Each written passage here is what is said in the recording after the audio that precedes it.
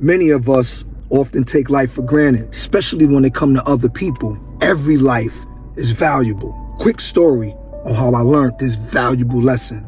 People often ask me, what was it like being in prison for 13 years straight? The only thing I could vividly remember was COVID. I never thought the day would come that I would be taking care of my enemies, that I would have care and concern for their livelihood, for their well-being. I found myself every morning walking around checking on men, just making sure everybody is all right.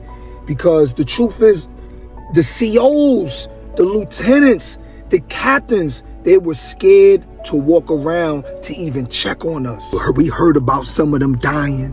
That opened up my eyes to humanity. Out in the free world, the government didn't even know what to do with society. So how could you think that the wardens and the COs and the lieutenants would know what to do with us in prison?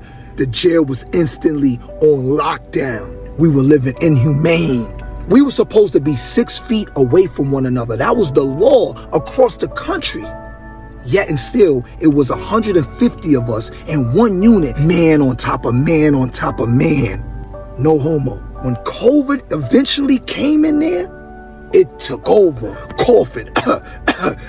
Every night you was hearing it. I was scared every day for my life in there. I just didn't want to die in prison. They was giving us watered down disinfectant that had 95% water, 5% disinfectant. It was disinfecting nothing. It was impossible for me not to get COVID. I had COVID in there multiple times. Every day, certain individuals in there was getting worse and worse and worse. The most gangster men was curled up like little babies. Babies. Some even died. We couldn't walk out the unit and go to the chow hall. All the food were brought to us. Sometimes they bought boxes with just a whole bunch of peanut butter and jelly. The peanut butter was oil and separated from the peanuts. It was oil and peanuts in a bag. There were days where we barely had food because the food they was bringing us were dated to 2014.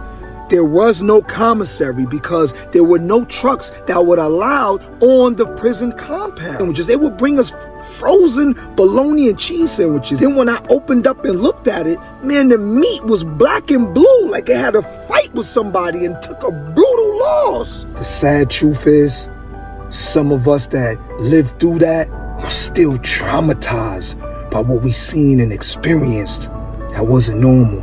Some of the men might be too prideful to talk about it. And part of me feel the same, but I feel like it needs to be shared. Hopefully, this story taught you never to take life for granted, because you never know what can happen to you or your enemies. Be great, and as always, stay on your great grind, man.